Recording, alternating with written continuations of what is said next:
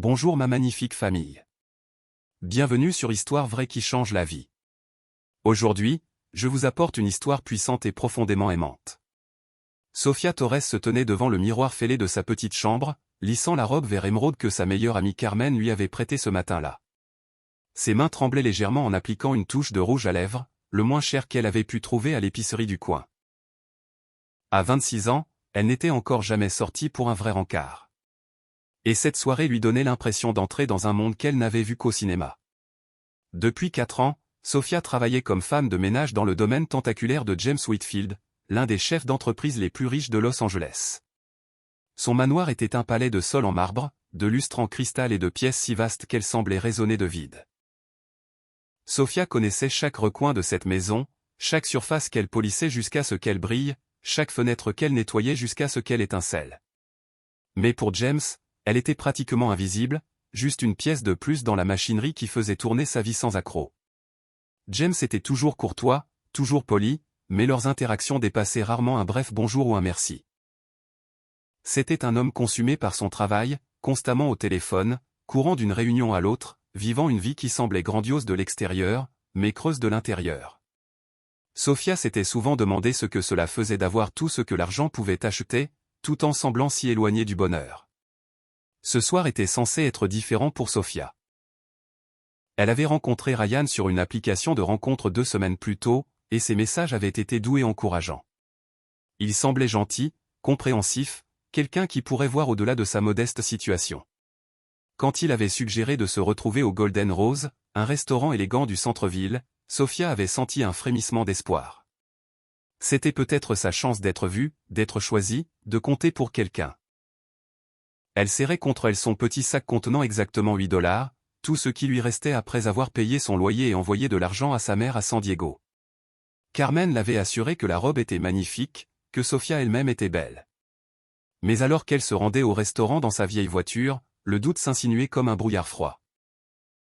Le Golden Rose se dressait comme un écrin de bijoux au coin de la 5e rue, ses fenêtres brillant d'une lumière chaleureuse et son entrée encadrée de couples bien habillés. Sofia prit une profonde inspiration, sortit de sa voiture et marcha vers les lourdes portes en verre. Dès qu'elle entra, elle sentit le poids des regards sur elle.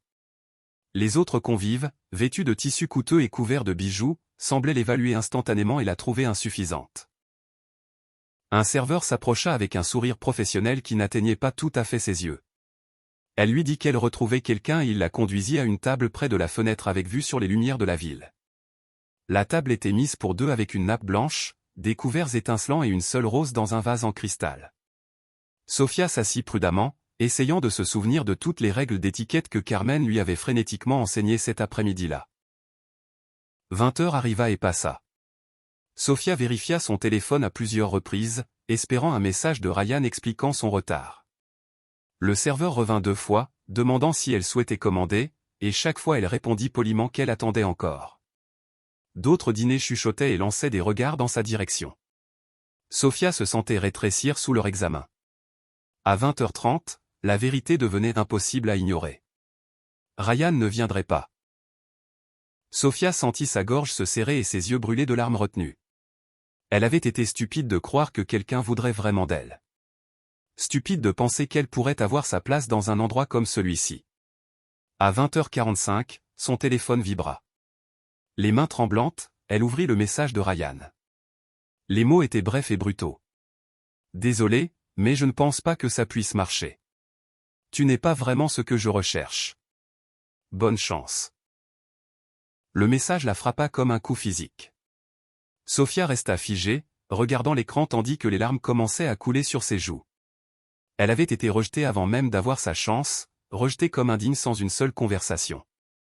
L'humiliation était suffocante. Elle devait partir, s'enfuir avant de s'effondrer complètement devant tous ces inconnus. Ce que Sofia ne savait pas, c'est qu'à travers le restaurant, dans un coin tranquille, James Whitfield était assis seul depuis 1 heure. Son dîner d'affaires avait été annulé à la dernière minute. Il avait décidé de rester et de manger tranquillement tout en consultant des contrats. Il n'avait pas prévu de remarquer quoi que ce soit au-delà de ses papiers, mais quelque chose avait attiré son attention. Une silhouette familière dans un cadre inhabituel. Au début, James ne l'avait pas reconnu. La femme assise près de la fenêtre était élégante et charmante, rien à voir avec la femme de ménage qui se déplaçait silencieusement chez lui en tenue de travail simple. Mais en regardant plus attentivement, la reconnaissance se fit. C'était Sophia. Sa Sophia, sauf qu'elle n'avait jamais été sienne, n'est-ce pas? Elle était juste son employée, quelqu'un à qui il parlait à peine au-delà des politesses de base. Mais ce soir, en la voyant dans cette robe verte avec ses cheveux sombres tombant doucement sur ses épaules, James la voyait comme pour la première fois. Comment avait-il pu ne jamais remarquer à quel point elle était belle, combien ses mouvements étaient gracieux, combien ses yeux étaient expressifs? Pendant 4 ans, elle avait fait partie de sa vie quotidienne, et il était passé à côté d'elle sans la voir. Alors que James observait, il la vit vérifier son téléphone avec anxiété. Il vit l'espoir dans sa posture se dégonfler progressivement en déception. Il vit le moment exact où son téléphone vibra et la dévastation qui traversa son visage alors qu'elle lisait le message. Quelque chose se tordit douloureusement dans sa poitrine. Qui ferait ça? Qui serait assez cruel pour poser un lapin à une femme aussi remarquable?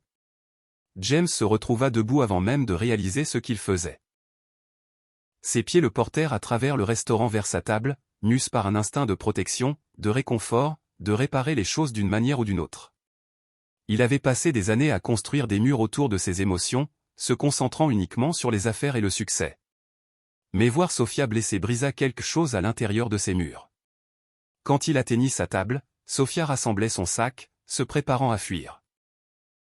Elle leva les yeux vers lui, les yeux remplis de larmes, et le choc sur son visage était presque comique. « Monsieur Whitfield » murmura-t-elle, la voix légèrement brisée. « Sophia » dit-il doucement, surpris par la tendresse dans sa propre voix. « Puis-je m'asseoir » Elle avait l'air confuse, embarrassée, comme si le fait d'être surprise dans ce moment vulnérable par son employeur était l'humiliation finale. « J'allais justement partir. » dit-elle rapidement, essayant de discrètement essuyer ses larmes. « S'il vous plaît, ne partez pas, s'entendit dire James. Pas encore. Pas comme ça. Il y avait quelque chose dans son ton qui fit hésiter Sophia. Elle l'avait entendu parler d'innombrables fois au fil des ans, toujours professionnel et distant, mais c'était différent. C'était humain, réel. Elle hocha lentement la tête et se rassit. James prit la place en face d'elle, et pendant un long moment, ils se regardèrent simplement. Il pouvait voir qu'elle luttait pour se recomposer, pour reconstruire les murs du professionnalisme qui avaient toujours existé entre eux. Mais il ne voulait plus de ces murs. « J'ai vu ce qui s'est passé » dit-il doucement. « Ou plutôt, ce qui ne s'est pas passé. Quelqu'un vous a posé un lapin. » Sophia sentit ses joues brûler de honte. Pourquoi fallait-il que ce soit lui, de toutes les personnes, qui soit témoin de son humiliation? Oui, admit-elle, incapable de rencontrer son regard. Je suppose que j'étais stupide de penser que ce soir serait différent. Différent de quoi? Demanda James, sincèrement curieux. De toutes les autres fois, dit Sophia, sa voix à peine plus qu'un murmure. Je ne suis pas le genre de femme que les hommes choisissent, monsieur Whitfield. Je suis le genre qu'ils ignorent. Ces mots frappèrent James avec une force inattendue. Comment pouvait-elle penser si peu de bien d'elle-même? Comment pouvait-elle ne pas voir ce que lui ne commençait qu'à peine à voir? Vous avez tort, dit-il fermement. Et l'homme qui vous a posé un lapin ce soir est un imbécile. Sophia leva les yeux vers lui, cherchant sur son visage la moquerie ou la pitié, mais n'en trouvant ni l'une ni l'autre. Ce qu'elle vit à la place était quelque chose qui lui coupa le souffle. James Whitfield la regardait comme elle avait toujours rêvé que quelqu'un la regarde, comme si elle comptait, comme si elle était vue. « Pourquoi êtes-vous ici » demanda-t-elle. « Pourquoi êtes-vous venu à ma table » James marqua une pause, se posant la même question. Pourquoi avait-il traversé ce restaurant? Pourquoi voir sa souffrance l'affectait-il si profondément? La réponse, quand elle vint, était à la fois simple et terrifiante. Parce que je ne supportais pas de vous voir blessé, dit-il honnêtement. Parce que depuis 4 ans, vous êtes chez moi, dans ma vie, et j'ai été trop aveugle pour vraiment vous voir. Jusqu'à ce soir. L'air entre eux sembla chargé de possibilités. Autour d'eux, le restaurant poursuivait son rythme normal, mais à leur table, quelque chose d'extraordinaire commençait. 2 personnes venant de mondes complètement différents étaient enfin en train de vraiment se voir pour la première fois. « Avez-vous dîné » demanda James en faisant signe au serveur avant qu'elle puisse protester.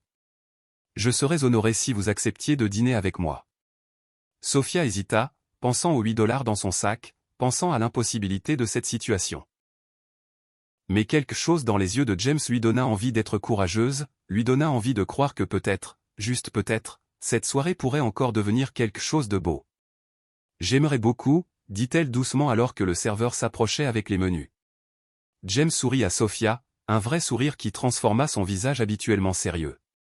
Et Sophia, malgré tout ce qui s'était passé, se surprit à lui rendre son sourire. Ni l'un ni l'autre ne le savaient encore, mais ce moment allait changer leurs deux vies pour toujours. La promesse non tenue d'un homme négligent avait mené à quelque chose d'inattendu, une connexion inespérée qui remettrait en question tout ce qu'ils pensaient savoir sur l'amour, les classes sociales et ce qui compte vraiment dans la vie. Le serveur présenta les menus avec emphase, mais Sophia jeta à peine un coup d'œil au sien.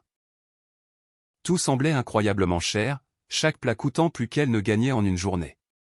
Elle sentit le regard de James sur elle, et quand elle leva les yeux, il souriait doucement. « Commandez tout ce que vous voulez, dit-il. Ce soir, oublions tout le reste. Soyons juste deux personnes partageant un repas. » Ces paroles étaient gentilles, mais Sophia sentait toujours le poids de leurs différences peser sur elle. « Monsieur Whitfield, j'apprécie ce geste, mais vous n'êtes pas obligé. » James, l'interrompit-il doucement. « Appelez-moi James, je vous en prie. Au moins pour ce soir, pouvons-nous mettre de côté le fait que je suis votre employeur?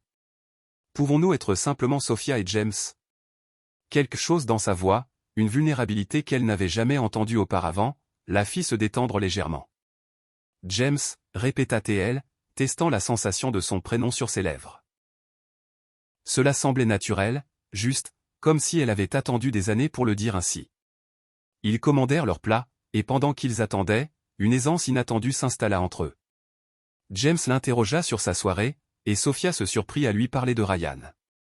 Des 2 semaines de messages qui l'avaient fait se sentir spécial, de l'espoir qui avait fleuri puis était mort en l'espace de quelques heures. Il a dit que je n'étais pas ce qu'il cherchait. Dit Sophia, ses doigts traçant le bord de son verre d'eau. Je pense qu'il a vu mon profil et a décidé que je n'étais pas assez bien. Pas assez instruite, pas assez prospère, juste pas assez. James sentit la colère monter dans sa poitrine. Pas contre Sophia, mais contre un monde qui l'avait fait se sentir ainsi. Sa perte est incommensurable, dit-il fermement. Et pour être honnête, je lui suis reconnaissant. Sophia leva les yeux, surprise. Reconnaissant? Pourquoi? Parce que s'il était venu ce soir, je ne serais pas assis ici avec vous en ce moment, dit James en soutenant son regard. Je n'aurais pas enfin ouvert les yeux pour voir ce qui a été devant moi tout ce temps. Leur nourriture arriva, et la conversation passa naturellement à d'autres sujets. Sophia parla de son enfance à San Diego, de sa mère qui faisait des ménages pour mettre de la nourriture sur la table, de son jeune frère qui étudiait l'ingénierie dans un community college grâce à l'argent que Sophia envoyait chaque mois. Sa voix s'emplissait de chaleur quand elle parlait de sa famille, et James se retrouva captivé par ses expressions animées, la façon dont ses yeux s'illuminaient quand elle évoquait les gens qu'elle aimait. « Mon rêve, » confessa Sophia, est d'avoir une petite pâtisserie un jour. Rien d'extraordinaire, juste un endroit de quartier où les gens se sentent bien accueillis. J'adore faire de la pâtisserie. C'est la seule chose qui m'a toujours apporté de la joie. Parfois, les jours de congé, je fais des pâtisseries et je les apporte au centre communautaire près de chez moi. James écoutait, réalisant qu'il ne savait rien de cette femme qui avait fait partie de sa vie quotidienne pendant 4 ans. Il n'avait jamais demandé, jamais cherché à savoir, jamais pris la peine de regarder au-delà de la surface. Cette prise de conscience le remplit de honte. « Et vous » demanda Sophia, le surprenant par sa franchise. « Quel est votre rêve, James? Qu'est-ce que vous voulez, au-delà des contrats et des conseils d'administration ?» La question le prit au dépourvu. Personne ne lui demandait ce genre de choses. Les gens l'interrogeaient sur ses entreprises, ses investissements, ses stratégies, mais jamais sur ses rêves. « Je ne sais plus » admit-il. « Je crois que j'ai arrêté de rêver il y a longtemps. Mon père a construit cet empire et me l'a transmis. J'ai passé toute ma vie d'adulte à l'entretenir, à le développer, mais je ne suis pas sûr de l'avoir jamais choisi. » Sophia se pencha en avant, sincèrement intéressée.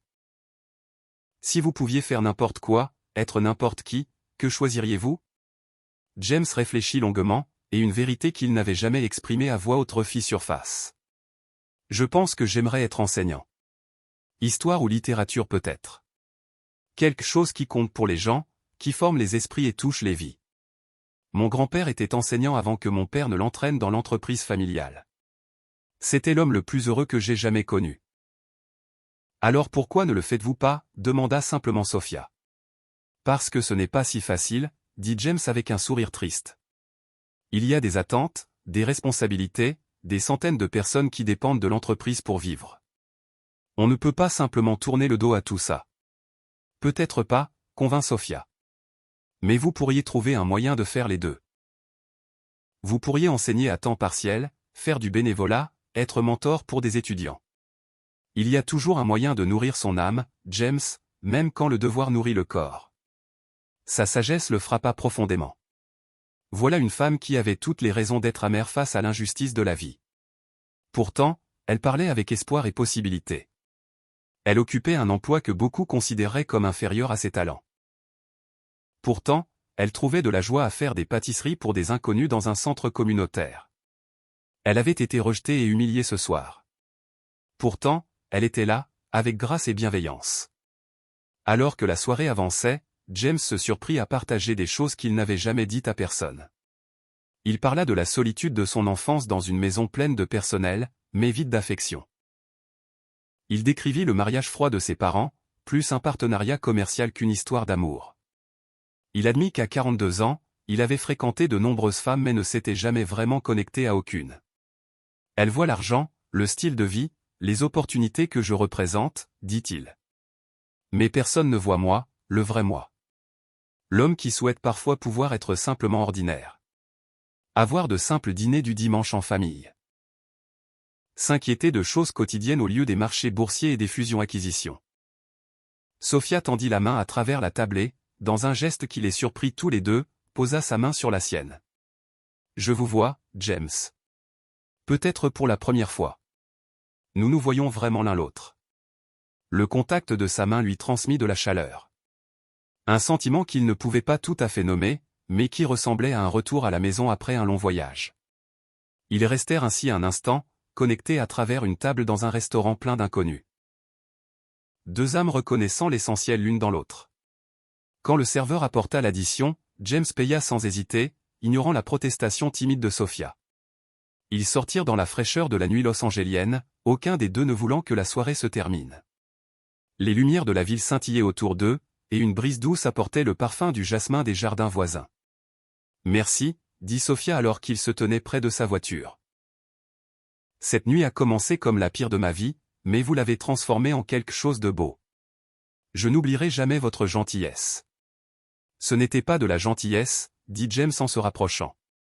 C'était de l'égoïsme. Je ne voulais pas vous voir partir. Je ne voulais pas perdre la chance d'apprendre à vous connaître. Sophia leva les yeux vers lui, et à la lueur des réverbères, James pensa qu'elle était la plus belle chose qu'il ait jamais vue. Pas à cause de la robe ou du maquillage, mais à cause de la lumière qui venait de l'intérieur d'elle, une lumière qui avait toujours été là, mais qu'il avait été trop aveugle pour voir. « Puis-je vous revoir » demanda-t-il, sa voix incertaine d'une façon qui lui était complètement étrangère. Pas en tant qu'employeur et employé, mais en tant que James et Sophia. Pouvons-nous refaire cela? Sophia savait qu'elle devrait dire non. Elle savait que franchir cette ligne pourrait tout compliquer, pourrait lui coûter le travail dont elle avait désespérément besoin, pourrait finir par lui briser le cœur quand la réalité reprendrait ses droits. Mais en regardant dans les yeux de James, voyant la vulnérabilité et l'espoir qui s'y reflétaient, elle se surprit à acquiescer. « Oui » murmura-t-elle. « J'aimerais beaucoup. » James sourit, et avant de pouvoir douter de lui-même, il se pencha et embrassa doucement son front. C'était un baiser chaste, respectueux, mais il promettait quelque chose de plus. Quelque chose que ni l'un ni l'autre n'osait tout à fait nommer encore. « Je t'appellerai demain, dit-il. Nous trouverons une solution ensemble. » Alors que Sophia rentrait chez elle cette nuit-là, son esprit tournoyait avec l'impossibilité et la merveille de ce qui s'était passé. Elle était allée à ce restaurant sans rien attendre et avait trouvé quelque chose qu'elle n'avait jamais su chercher, une connexion qui transcendait toutes les barrières que la société avait érigées entre les gens comme elle et les gens comme James. Pendant ce temps, James resta longtemps sur le parking après que sa voiture eut disparu, se sentant plus vivant qu'il ne l'avait été depuis des années. La vie soigneusement contrôlée qu'il avait construite semblait soudainement une cage, et Sophia était la clé qui pourrait enfin le libérer. Le lendemain matin, Sophia arriva au manoir pour travailler avec des papillons dans l'estomac. Elle s'attendait à moitié à ce que tout ait changé, à ce que James fasse comme si la veille n'avait jamais eu lieu. Mais quand elle entra par la porte de la cuisine, elle le trouva là. Quelque chose qui n'était jamais arrivé auparavant. Il préparait du café, et quand il la vit, son visage s'illumina d'un vrai sourire qui lui coupa le souffle. « Bonjour, Sophia, dit-il chaleureusement. J'ai fait du café en supplément. Voulez-vous vous joindre à moi sur la terrasse quelques minutes avant de commencer votre journée ?» C'était une simple invitation, mais elle contenait la promesse de quelque chose de plus. Alors qu'ils étaient assis ensemble à regarder le lever du soleil, buvant leur café et parlant facilement, tous deux savaient que leur vie avait irrévocablement changé. La question n'était pas de savoir s'ils ressentaient quelque chose de puissant entre eux. Cela était indéniable. La question était de savoir s'ils auraient le courage de le poursuivre. Malgré tout ce qui se dressait sur leur chemin, au cours des semaines suivantes, ils tombèrent dans un nouveau rythme. Sophia travaillait pendant la journée en maintenant un professionnalisme. Mais le soir, après ses heures officielles, ils se retrouvaient. Parfois, ils cuisinaient ensemble dans sa vaste cuisine, James apprenant à faire les recettes de sa grand-mère tandis que Sophia lui enseignait avec une patience teintée d'humour. Parfois, ils regardaient de vieux films dans sa salle de cinéma personnelle, assis assez près pour sentir la chaleur de l'autre. Parfois, ils parlaient simplement pendant des heures, partageant rêves et peurs et tout ce qui se trouvait entre les deux. James découvrit que Sophia avait un esprit vif qui le faisait rire, ce qu'il n'avait pas fait librement depuis des années. Elle lui présenta son monde, l'emmenant au centre communautaire où elle était bénévole, lui montrant les petites joies qu'elle trouvait dans la vie de tous les jours. À travers ses yeux, il commença à voir une richesse dans la simplicité, une valeur dans les choses que l'argent ne pouvait pas acheter. Sophia, de son côté, vit chez James une profondeur que sa personnalité publique ne révélait jamais. Elle apprit ses dons secrets à des écoles et des hôpitaux, des contributions qu'il ne rendait jamais publiques. Elle découvrit son amour pour la poésie, trouvant des volumes usés de Pablo Neruda et de Rumi cachés dans son bureau. Elle réalisa que sous l'homme d'affaires se cachait une âme d'artiste affamée de beauté et de sens. Mais leur rapprochement ne pouvait rester secret éternellement. Et quand le monde découvrirait leur relation, ils devraient faire face à leur plus grand test. Le tournant eut lieu un vendredi soir, 6 semaines après cette nuit fatidique au Golden Rose. James avait invité Sophia à un gala de charité, un événement public où sa présence attirait toujours l'attention. Pendant des semaines, il avait soigneusement introduit l'idée de leur relation auprès de son cercle proche, testant les eaux, mais rien n'avait préparé ni l'un ni l'autre à la tempête qui allait suivre. Sophia portait une superbe robe bleu nuit que James avait insisté pour lui acheter. Et quand ils arrivèrent ensemble à l'hôtel Beverly Hills, les caméras flashèrent comme des éclairs. Les journalistes criaient des questions. Les dames de la haute société chuchotaient derrière leur flûte de champagne. Et James sentit la main de Sophia trembler dans la sienne. « Nous pouvons partir si tu veux, murmura-t-il à son oreille. « Dis-le-moi. » Mais Sophia redressa la colonne vertébrale et leva le menton. « Non, dit-elle fermement. J'en ai assez de me cacher. J'en ai assez d'avoir honte de qui je suis ou de ce que je ressens pour toi. » Son courage l'humilia. Ensemble, ils marchèrent dans cette salle de bal comme des guerriers entrant en bataille. Et à bien des égards, c'était exactement cela. Les réactions furent immédiates et brutales. Eleanor Whitfield, la mère de James, les accula en quelques minutes. Son collier de diamants scintillait froidement tandis qu'elle dévisageait Sophia de haut en bas avec un mépris non déguisé. « James, chéri, dit-elle d'une voix dégoulinant de fausse douceur. Qui est ta petite amie ? Mère. Dit James avec de l'acier dans la voix. Voici Sophia Torres, la femme que j'aime. Les mots restèrent suspendus dans l'air comme un coup de tonnerre. C'était la première fois que James les disait à voix haute, la première fois qu'ils revendiquaient leur relation si publiquement, si définitivement. Les yeux de Sophia volèrent vers son visage, écarquillés de choc et de quelque chose qui ressemblait à de la joie. Le visage d'Eleanor se durcit. Ne sois pas ridicule. C'est ta femme de ménage, pour l'amour du ciel. C'est une sorte de phase de rébellion, et ça s'arrête ce soir. Non, mère, dit James calmement. Ce qui s'arrête ce soir, c'est que je vive selon tes attentes plutôt que selon mon propre cœur. Sophia n'est pas une phase. Elle est la chose la plus réelle, la plus honnête, la plus belle qui me soit jamais arrivée. D'autres invités s'étaient rassemblés, sentant le drame, leur téléphone enregistrant sans doute chaque mot. Eleanor réalisa qu'elle perdait le contrôle de la situation et changea de tactique. Pense à la réputation de la famille, siffla-t-elle. Pense aux affaires. Ton conseil d'administration n'acceptera jamais ça. Tu renonces à tout pourquoi? Pour elle, dit James simplement. Pour elle. Et je le referai chaque fois. Sophia sentit les larmes monter, mais refusa de les laisser couler. Elle ne donnerait pas à ces gens la satisfaction de la voir s'effondrer. Madame Whitfield, dit-elle avec une dignité tranquille, je comprends que vous n'approuviez pas ma présence, et je peux l'accepter. Mais je veux que vous sachiez que j'aime votre fils de tout mon cœur. Pas son argent, pas son statut, juste lui. L'homme qui me fait rire, qui écoute mes rêves, qui me voit tel que je suis vraiment. Et je pense qu'il mérite d'être aimé de cette façon. Quelque chose vacilla dans les yeux d'Eleanor. De la surprise peut-être, ou de la reconnaissance. Elle ouvrit la bouche pour répondre, mais avant qu'elle puisse le faire, Amanda, la jeune sœur de James, se fraya un chemin à travers la foule. Enfin, dit Amanda avec un vrai sourire, s'approchant de Sophia et lui prenant les mains. Quelqu'un de réel. Dieu merci. Je commençais à croire que James finirait avec un de ces clones de la haute société qui ne voulait que ses cartes de crédit. Ce soutien inattendu changea légèrement l'atmosphère. Amanda avait toujours été la rebelle de la famille, celle qui avait quitté l'entreprise familiale pour devenir assistante sociale. Elle avait ressenti les mêmes attentes étouffantes sous lesquelles James avait vécu. Mais la bataille était loin d'être terminée. Dans les jours qui suivirent, les médias explosèrent avec l'histoire. L'idylle de Cendrillon du milliardaire, titrait un journal. Le PDG Whitfield fréquente sa bonne, déclarait un autre, le mot dégoulinant de condescendance. Les commentaires en ligne étaient vicieux. Certains prétendaient que Sophia était une coureuse de dot, d'autres accusaient James d'exploiter une employée. La pression venait de tous les côtés. Le conseil d'administration de la famille Whitfield convoqua une réunion d'urgence, menaçant de retirer James de son poste de PDG s'il ne mettait pas fin à cette relation. Sa mère organisa des interventions avec des thérapeutes et des avocats. Des partenaires commerciaux prirent leur distance, craignant d'être associés à un scandale.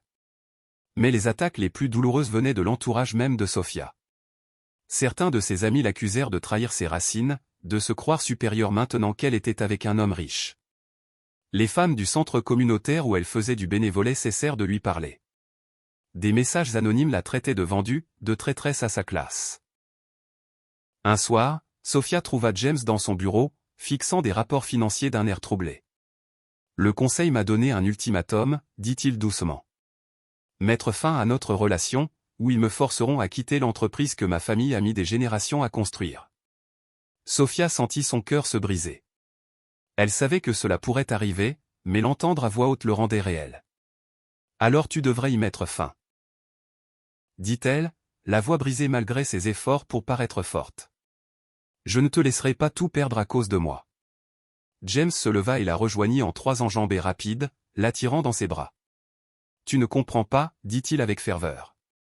Sans toi, je n'ai rien qui compte. Cette entreprise, cet argent, cette vie, tout est vide. Tu as rempli un espace dans mon cœur dont je ne savais même pas qu'il était creux. Je ne vais pas renoncer à ça. Je ne vais pas renoncer à toi. Mais ta famille, ton travail, tout ce que tu as construit. Protesta Sophia. Je n'ai rien construit, dit James. J'ai maintenu un héritage qui n'a jamais vraiment été le mien. Mais avec toi, je peux construire quelque chose de réel, quelque chose qui nous appartient. Je me fiche de devoir recommencer à zéro. Je me fiche que nous ayons des difficultés. Tant que je t'ai, j'ai tout. Sophia leva les yeux vers lui à travers ses larmes. Et à cet instant, elle sut avec une certitude absolue que cet homme l'aimait.